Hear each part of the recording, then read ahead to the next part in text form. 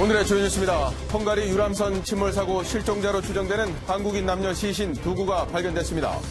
우리 신속 대응팀 소속 잠수사들이 어제 첫 수중 수색을 벌인 가운데 선내 진입을 금지한 헝가리 측은 9일까지 선체 인양을 마무리할 방침입니다. 이른바 별장동영상 의혹이 불거진 지 6년 만에 김학의 전 차관과 건설업자 윤중천 씨가 재판에 넘겨집니다. 검찰 수사단은 오늘 김 전 차관 등을 기소하고 박근혜 정부 청와대 외압 여부 등 수사 결과를 발표합니다.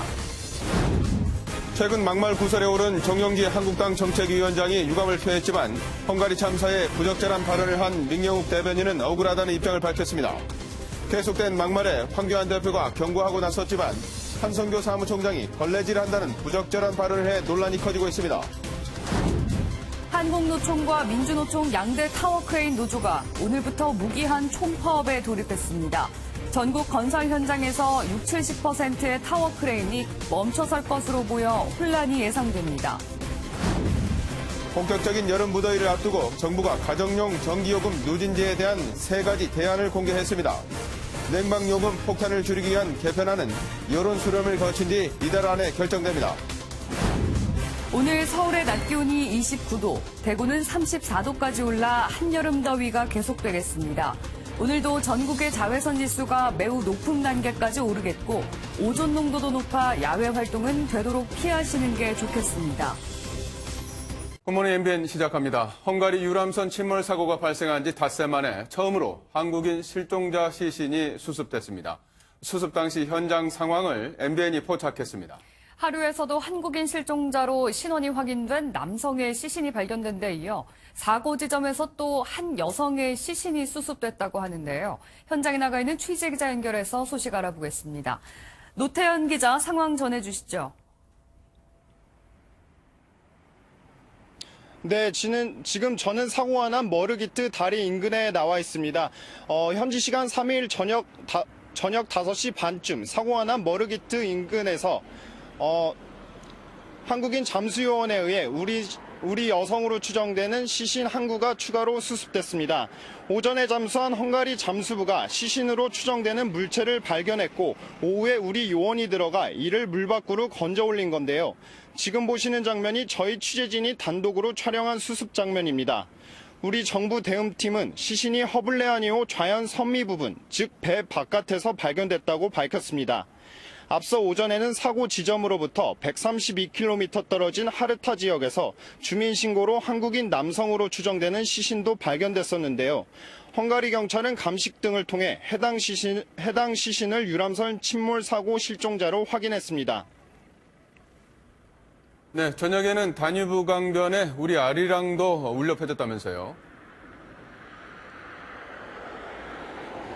네, 맞습니다. 사고가 난 바로 머그리트 다리 바로 위에서 헝가리인 수백 명이 모여 추모의 아리랑을 불렀습니다.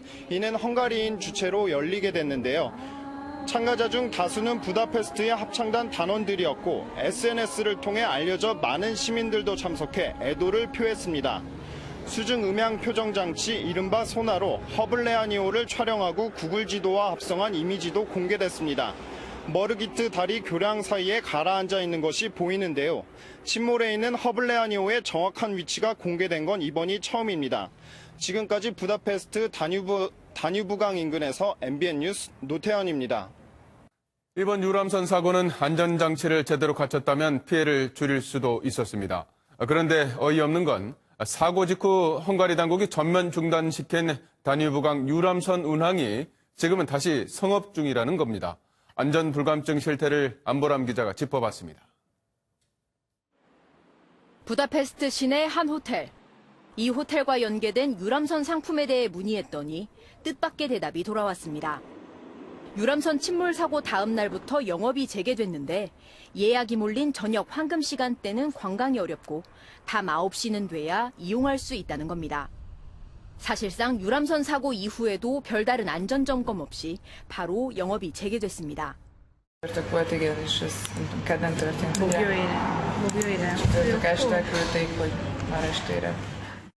사고가 난 머르기트 다리에서 3km 정도 떨어진 유람선 선착장에 가봤습니다.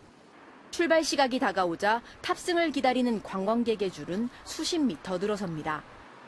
배에 탑승해 구명 장비부터 확인해 봤습니다. Is there any life vest? 구명 장비라고는 달랑 튜브 2개뿐입니다.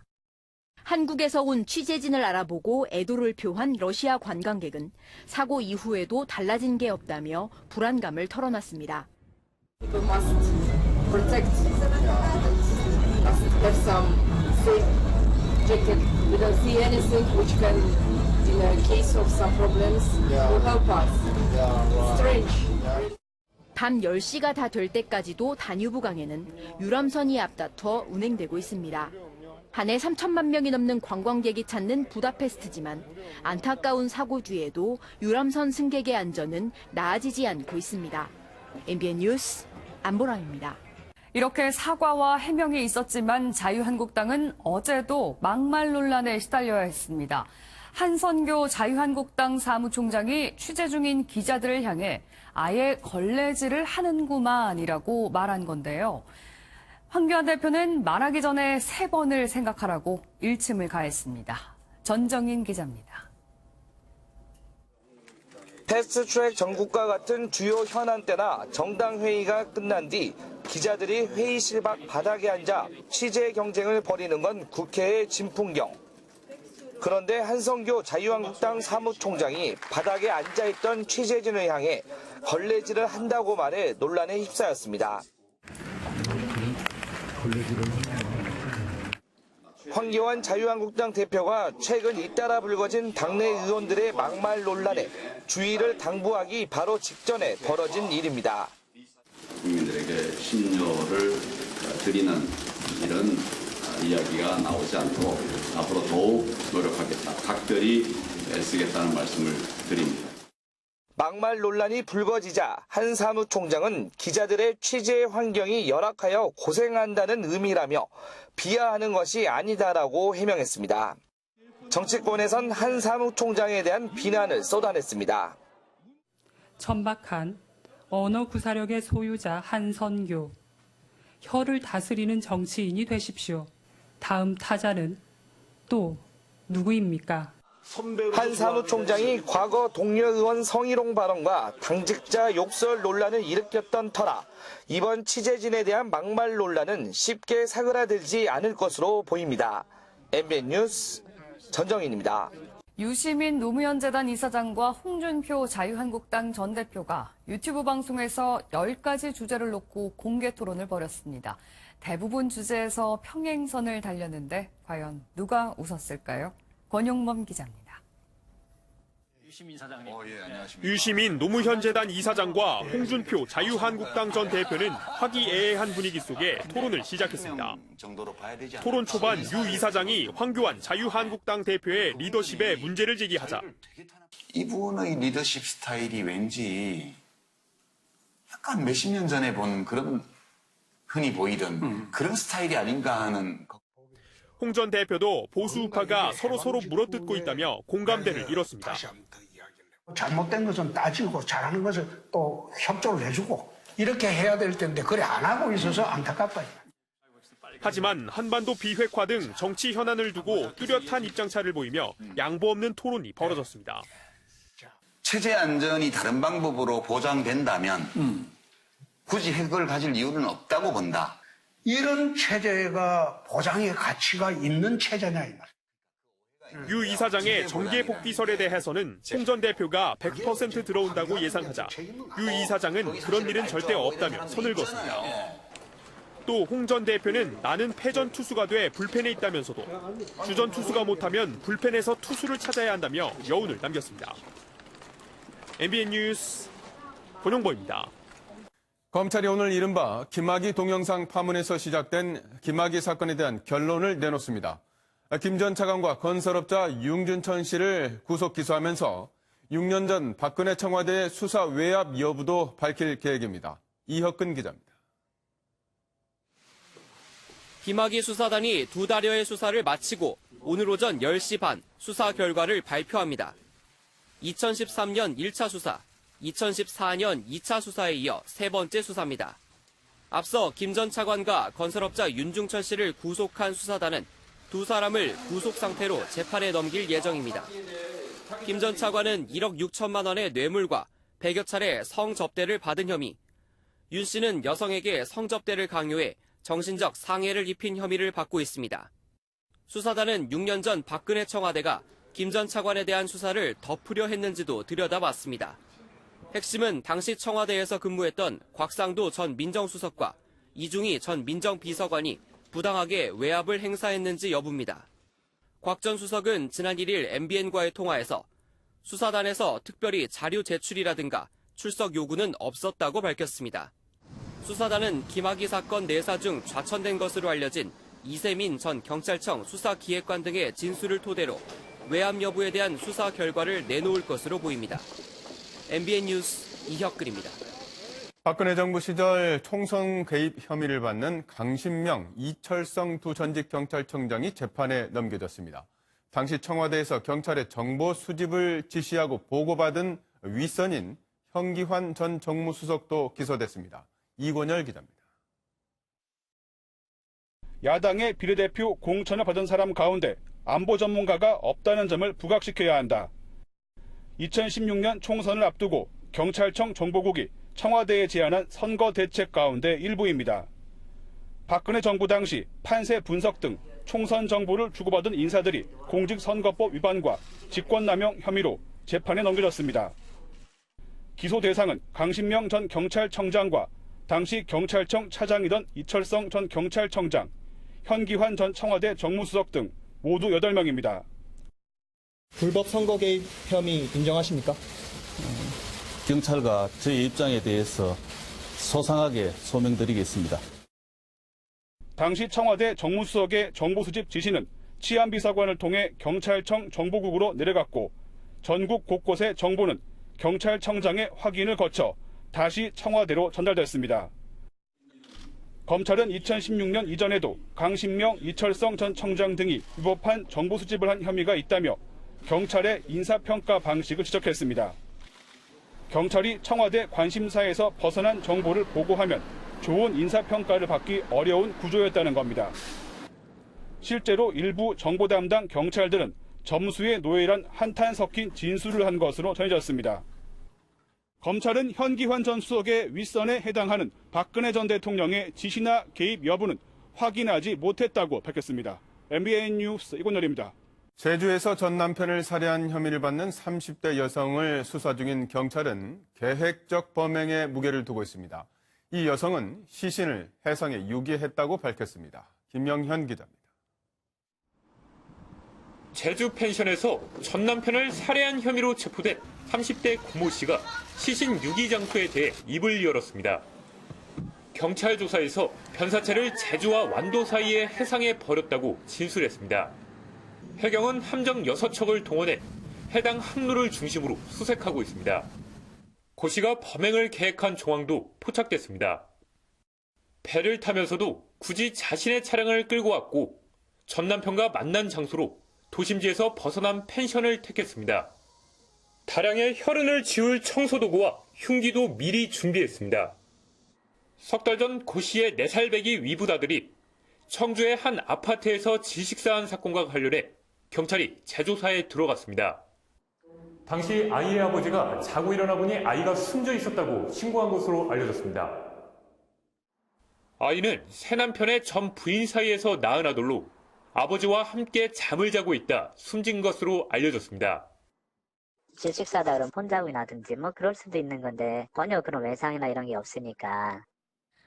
고 씨에 대한 구속 여부는 오늘 결정됩니다. MBN 뉴스 김영현입니다. 7개월 된 딸이 반려견에 핥혀 다쳐서 하루 만에 숨졌습니다.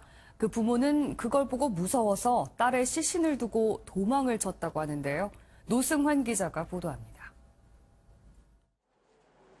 구급대원들이 아파트에서 뭔가를 들고 나옵니다. 생후 7개월 된 아기가 숨진 지 이틀 만에 발견됐습니다. 아기 아빠, 엄마가 연락이 안 되자 집으로 찾아간 외할아버지가 발견하고 경찰을 불렀습니다. 각각 21살과 18살인 아기의 아빠와 엄마는 뒤늦게 경찰을 찾아와 일부 사실을 털어놨습니다. 이들은 지난달 30일 아기가 반려견에 할퀴어 연고를 발라줬는데 그 다음날 숨져 있었다고 경찰에 진술했습니다. 돈도 없고 무서워서 숨진 아기를 그냥 두고 집을 나왔다라고도 말했습니다. 자기 지인들 집에, 친구네 집에 같이 다니는 거야. 일단 뭐 어떻게 해야 될지 몰랐다라고 해가지고 일단 자리에 뗀 것 같아. 다만 아직 아기가 반려견 때문에 숨졌는지 다른 원인이 있는지는 확실치 않습니다. 아기의 부모는 보름 전 딸을 유모차에 태운 채 방치해 경찰에 신고가 들어간 사실이 드러났습니다. 경찰은 아기 부모가 경찰에 자진 출석한 점을 감안해 부검 결과를 본 뒤 수사를 이어갈 계획입니다. MBN 뉴스 노승환입니다. 경기도 오산시의 한 모텔에서 20대 여성이 숨진 채 발견됐습니다. 채팅 앱으로 처음 만난 30대 남성이 목을 졸라 살해한 건데 피의자는 도주 15시간 만에 붙잡혔습니다. 이재호 기자가 보도합니다. 경기도 오산의 한 모텔입니다. 그제 오후 8시 40분쯤 이 모텔에 투숙한 20대 여성이 숨진 채 발견됐습니다. 숨진 여성은 이보다 앞선 오후 5시 20분쯤 한 남성과 함께 방 안에 들어갔습니다. 하지만 1시간 정도 지나 남성은 먼저 모텔을 빠져나갔고 여성만 방 안에 쓰러진 채 발견됐습니다. 여자분만 놔두고 나가는 게 좀 이상하긴 하더라고요. 그래서 저희 청소하시는 여자분한테 들어와서 확인을 해보라고 했더니 오리털 이불 바닥에 가리고 있. 여성의 목을 졸라 살해한 남성은 모텔 근방에 사는 30대 회사원으로 채팅 앱을 통해 여성을 만났다고 알려졌습니다.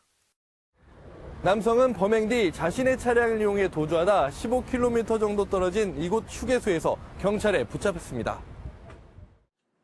경찰 조사에서 남성은 의견 차이로 말다툼하다 홧김에 범행을 벌였다며 혐의를 인정했습니다. 만나가지고 모텔 들어가면서 가자마자 바로 언쟁이 있었어요, 보니까. 그래가지고 서로 몸싸움하고 밀치고 당기고 하다. 경찰은 해당 남성에 대해 구속영장을 신청하는 한편 범행 동기를 캐묻고 있습니다. MBN 뉴스 이재호입니다. 쇼트트랙 국가대표 심석희 선수를 폭행한 혐의로 실형을 선고받은 조재범 전 국가대표 코치가 상습적인 성폭력 혐의에 대해서도 재판을 받게 됐습니다. 당시 심 선수가 청소년이었기 때문에 아동 청소년의 성보호에 관한 법률 위반 혐의가 적용되는데 이렇게 되면 조 전 코치는 최고 무기징역의 중형을 받게 될 수도 있습니다. 김현 기자의 보도입니다. 여자 쇼트트랙 선수 심석희에게 성적, 신체적 학대를 가했던 조재범 전 국가대표 코치가 추가 기소됐습니다. 조 전 코치는 지난 2014년부터 지난해 평창 동계올림픽 직전까지 심석희 선수에게 선수촌과 한 채대 빙상장 등 7곳에서 성폭력을 저지른 혐의를 받고 있습니다.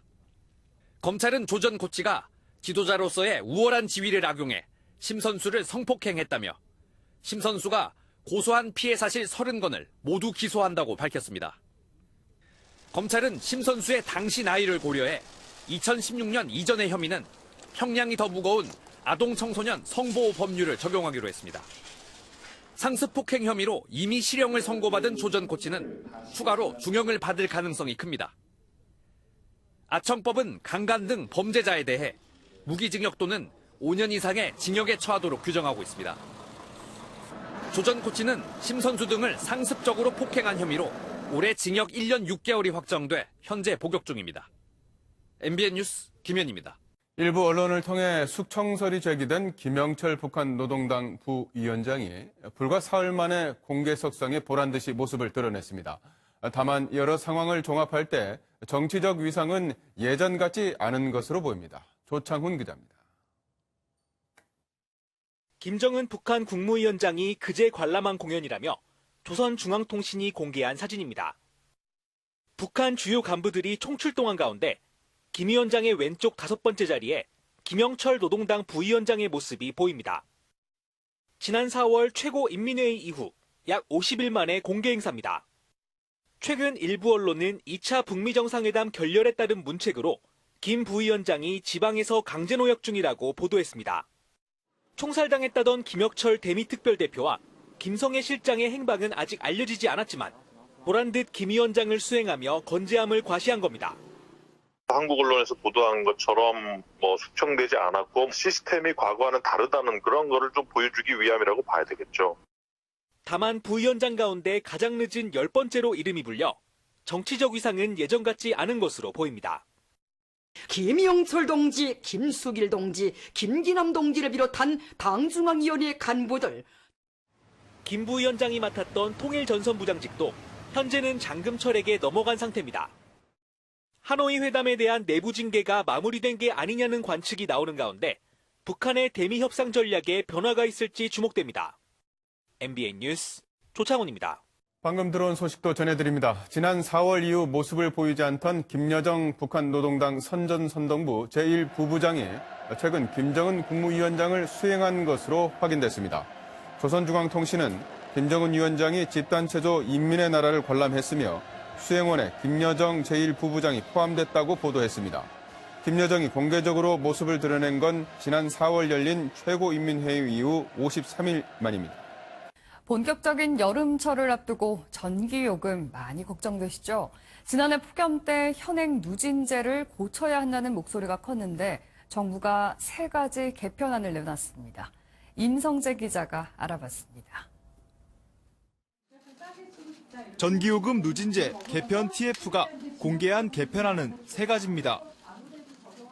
우선 여름철에 할인을 해주는 방안입니다. 평소엔 현재와 같이 3단계 누진제 구간을 유지하고 7월, 8월에만 요금을 깎아주는 방식입니다. 1단계 사용량은 200에서 300kW로, 2단계는 400에서 450kW로 확대합니다. 1630만 가구가 혜택을 받고 평균 만원 정도의 요금이 할인되지만 논란의 누진제는 유지됩니다. 요금이 비싼 3단계 누진 구간을 여름철에만 없애는 것도 대안 중 하나입니다. 3단계인 누진제를 여름에만 2단계로 줄여 요금이 비싼 400kW 이상의 3단계 구간이 사라집니다. 600만 가구가 월 17,000원의 할인을 받아 할인 금액은 크지만 전기를 많이 쓰는 가구일수록 할인율이 높아집니다. 마지막 안은 누진제를 아예 폐지하는 겁니다. 앞선 2가지 안과 달리 연중 단일 요금을 적용하게 됩니다. 누진제 논란은 없앨 수 있지만 1,400만 가구의 요금이 월 평균 4,300원 정도 오릅니다. 특히 200kW 이하를 쓰는 가구는 46%나 인상되는 반면 600kW 이상 쓰는 집은 36%나 깎입니다. 어떤 안이든 한국전력은 2천억 원에서 3천억 원의 재정 부담을 지게 됩니다. 산업통상자원부는 오는 11일 공청회를 거쳐 이번 달 안으로 최종 개편안을 정할 방침입니다. MBN 뉴스 임성재입니다. 지난 금요일 현대중공업의 법인 분할 결정이 되면서 법인 분할이 결정되면서 대우조선해양 인수합병을 위한 현장 실사가 예고됐지만 노조원들의 시위로 결국 무산됐습니다. 현대중공업 노조는 법인 분할 결정 무효를 주장하며 총파업에 나섰습니다. 윤지원 기자입니다. 대우조선 노조 400여 명이 현대중공업의 현장 실사에 반발해 옥포조선소 입구를 봉쇄했습니다. 대우선 지혜는 단 한 명의 현대중공업 실사단의 출입도 허락하지 않을 것이다. 아울러 국권력을 동원한 강제적인 실사 강행 시 즉각적인 총파업에 돌입할 것이다. 20명의 현대중공업 현장 실사단은 오전과 오후 2차례에 걸쳐 진입을 시도했지만 결국 무산됐습니다. 지금 현장 실사도 없이 계속적으로 진행을 할 수 있을 건가? 그거는 저희도 좀 내부적으로 좀 검토를 좀 해봐야 될 것 같습니다. 현대중공업 노조는 법인 분할에 반대하며 총파업에 나섰고 이번 주 내내 부분 파업을 이어갈 방침입니다. 시간과 장소를 기습 변경해 연 주주총회는 원천 무효라는 주장입니다.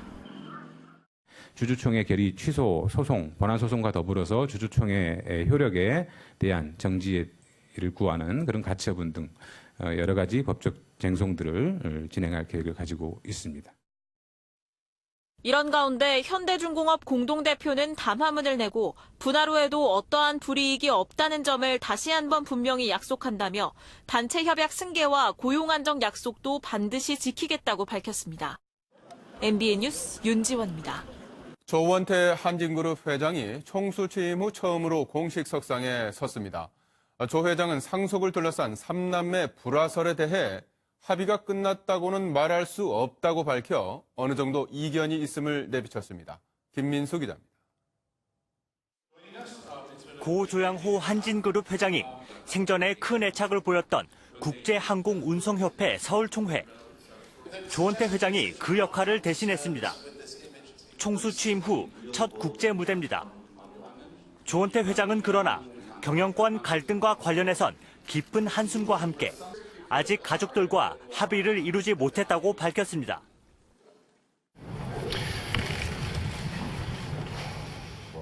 합의가 완료됐다고 말씀은 못 드리지만은 지금 아주 잘 진행되고 있는 것 같습니다.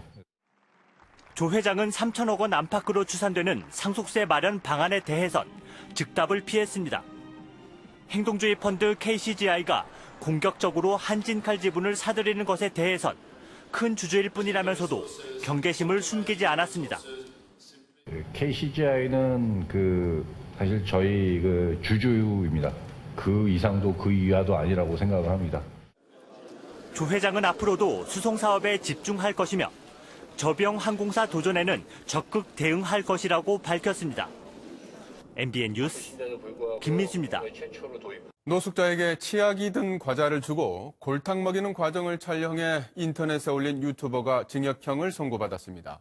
유튜버의 행위가 노숙자의 인격을 모독했다는 게 법원의 판단입니다. 박통일 기자입니다. 한 남성이 과자 속 하얀 크림을 걷어내고 그 자리에 치약을 짜넣습니다. 직접 제조한 과자를 들고 거리로 나간 남성은 슈퍼마켓 앞에 있던 50대 노숙자에게 돈과 함께 과자를 건넵니다. 남성은 과자를 먹은 노숙자의 반응을 영상으로 찍어 유튜브에 올렸습니다. 리셋이라는 활동명으로 100만 명이 넘는 구독자를 거느린 인기 유튜버 캉화런이 만든 영상입니다. 영상은 큰 주목을 끌었고 런은 이 동영상으로 우리 돈 280여만 원을 손에 쥐었습니다. 하지만 동영상이 빠르게 확산하면서 런이 노숙자를 조롱했다는 비난이 일기 시작했습니다. 피해 노숙자가 과자를 먹은 뒤 구토를 했다는 언론 기사가 나간 뒤로 비난은 더욱 거세졌고 급기야 런은 지난해 4월 검찰에 기소됐습니다. 스페인 바르셀로나 법원은 노숙자의 인격을 모독했다며 런에게 징역 15개월형을 선고했습니다. 법원은 또 피해자의 우리 돈 3천만 원의 보상금을 지급하고 향후 5년간 모든 SNS 계정을 폐쇄할 것을 명령했습니다.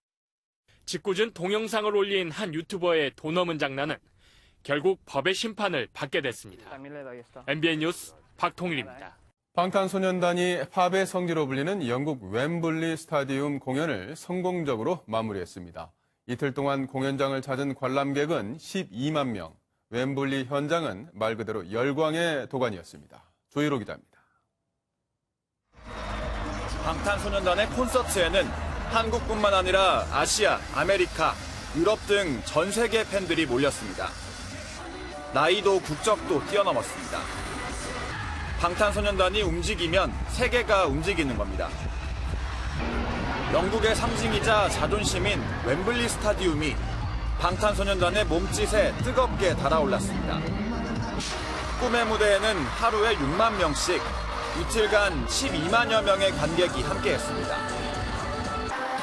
24곡이 흐르는 동안 관객들은 한국어로 부르는 방탄소년단의 노래에 흠뻑 빠졌습니다. 공연장을 못 찾은 전 세계 14만 명의 팬들은 유료 온라인 생중계를 통해 아쉬움을 달랬습니다. 방탄소년단의 역사적인 무대에 대해 외신들도 촉각을 곤두세웠습니다. 영국의 BBC는 방탄소년단이 새 역사를 썼다고 전했고 미국 CNN은 이들이 비틀즈보다 더 큰 성취를 이뤘다고 보도하기도 했습니다. 영국 런던을 들끓게 했던 방탄소년단은 이제 패션과 예술의 도시 프랑스 파리에서 또 한 번 세기의 공연을 펼칩니다. MBN 뉴스 조희로입니다. 메이저리그 사무국은 오늘 LA 다저스 선발 투수 류현진을 내셔널리그 5월 이달의 투수로 선정했다고 밝혔습니다. 이로써 류현진은 다저스에서 뛰던 1998년 7월에 투수로 선정된 박찬호에 이어 한국 투수로는 무려 21년 만에 두 번째 수상을 하게 됐습니다.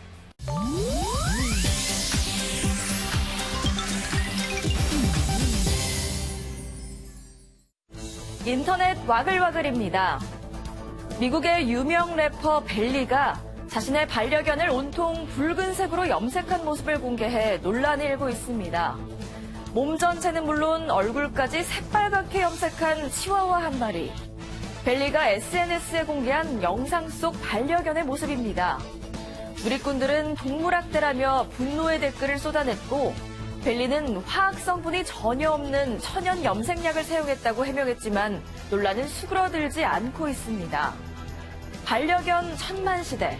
이번 기회에 반려견을 대하는 우리의 태도도 한번 돌아봐야겠네요. 가발 논란까지 일으키며 한결같은 헤어스타일을 고집해온 도널드 트럼프 미국 대통령. 얼마 전 새로운 스타일로 등장해 화제를 모았습니다. 한 예배에 참석한 트럼프 대통령. 단상에 오르면서 쓰고 있던 모자를 벗었는데 평소와 달리 머리카락을 뒤로 모두 넘긴 이른바 올백 스타일이었습니다. 골프를 치고 예배에 바로 오면서 머리를 손질할 시간이 없었던 건데요. 오히려 이 헤어스타일이 더 낫다는 반응입니다. 여러분은 트럼프 대통령의 새 머리 스타일 어떠신가요? 좁은 터널 안은 사고 위험 때문에 차선 변경도 안 되는 곳이죠.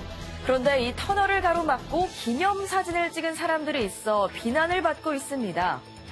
보령 대천항 인근 터널 안. 차들이 일정한 방향으로 줄지어 늘어서 있는데요. 사고가 난 게 아니라 기념사진을 찍으려고 터널 내 2차선을 통째로 차지하고 있는 자동차 동호회 회원들이었습니다. 정상적으로 운행되는 터널이라 하마터면 사고가 날 수도 있었을 상황. 신고를 받은 경찰은 해당 동호회를 추적 중인데요. 개인의 즐거움을 위해 다른 사람의 안전까지 위협해선 안 되겠죠? 한 입만 먹어도 사람을 사망에 이르게 만드는 독버섯에서 오히려 암을 치료하는 물질이 발견돼 화제입니다. 불그스름하니 가지를 뻗은 모습이 마치 산호 같기도 한 이 버섯. 피부 괴사부터 탈모 등 심각한 중독 증상을 보이는 붉은 사슴뿔 버섯입니다. 그런데 최근 연구에서 유방암 세포를 억제하는 항암 물질이 발견됐는데요. 현재 사용되고 있는 치료 물질보다 무려 500배 이상 강력한 효과가 있다고 합니다. 예로부터 독은 독으로 치료한다는 말이 있는데 맹독성 버섯도 이렇게 유용할 때가 있네요. 인터넷 와글와글이었습니다. 다음은 굿모닝 월드입니다. 여기 보는 이들을 황당케 하는 CCTV 영상이 하나 있습니다. 물건을 훔쳐놓고 여유로운 춤이라뇨. 영상 함께 보시죠. 미국 플로리다주의 한 옷가게에서 찍힌 영상입니다. 한 여성이 CCTV 앞에서 엉덩이를 흔들며 춤을 추는데요. 이 가게 상품을 무려 400만 원어치나 훔친 절도범이라고 합니다. 아니, 물건을 훔쳐놓고 여유롭게 춤까지 추다니요. 정말 황당한데요. 아직 수배 중이라는 이 여성. 빨리 붙잡혔으면 좋겠습니다. 도로 위를 서성이는 오리 한 마리. 무얼 그리 찾는 걸까요? 화면으로 만나보시죠. 오리 한 마리가 도로 위를 서성이고 있습니다. 며칠 전 내린 폭우에 새끼 오리들이 하수구에 갇혀버렸기 때문인데요. 이를 본 동물 애호가 에리카 씨가 경찰과 함께 오리 구조에 나섰습니다. 한 마리 한 마리 배수로 밑에 있는 새끼 오리들을 건져냈는데요. 구조 끝에 다시 재회한 오리 가족들. 다시 헤어지는 일은 없었으면 좋겠네요. 스포츠 경기에서 가끔 경기가 중단되곤 하죠. 그런데 이런 이유는 조금 특별하네요. 메이저리그에서 펼쳐진 벌들의 습격 사건 얘기입니다. 미국 샌디에이고에서 열린 야구 경기. 갑자기 경기가 중단됐는데요. 무슨 일이죠? 선수 대기실 쪽 마이크를 보니 거뭇거뭇한 뭔가가 달라붙어 있습니다. 마이크에 붙어 있는 건 다름 아닌 벌. 봄철을 맞아 단체로 소풍이라도 온 걸까요? 벌을 떼어내고 30분이나 지나서야 경기가 재개됐다고 하네요. 지금까지 굿모닝 월드였습니다. 오늘도 어제만큼 덥습니다. 영남 지역에선 폭염주의보가 발효 중인 가운데 오늘 대구와 경주의 낮 기온 34도, 합천 33도까지 오르겠고요. 서울도 29도, 대전과 전주 31도가 예상됩니다. 낮 동안 자외선이 강하겠고 오존 농도도 짙어지겠습니다. 그래도 아직까지 습도가 높지는 않아서요. 그늘에선 선선함을 느낄 수 있겠습니다. 폭염은 내일까지도 계속될 텐데요. 현축일인 목요일을 저녁을 전후해서 날씨가 급변하겠습니다. 바로 모레 밤부터 남부와 제주를 시작으로 금요일에는 전국에서 비가 오기 때문인데요. 보시는 것처럼 비가 내리면서 더위는 주춤하겠지만 폭풍우를 동반할 가능성이 있어 주의가 필요하겠습니다. 지금 수도권과 강원에서는 구름이 많이 지나고 있고요. 제주도에서는 산발적으로 빗방울이 떨어지는 곳이 있습니다. 오늘 전국이 맑겠습니다. 단 경기 북부는 아침까지 기압골의 영향으로, 제주도는 동풍의 영향으로 낮까지 빗방울이 떨어지겠습니다. 오늘 미세먼지 농도는 전남과 경남, 대구에서 종일 나쁜 수준을 보이겠고요.